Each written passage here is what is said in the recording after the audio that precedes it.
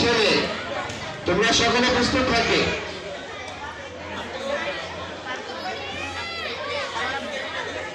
আর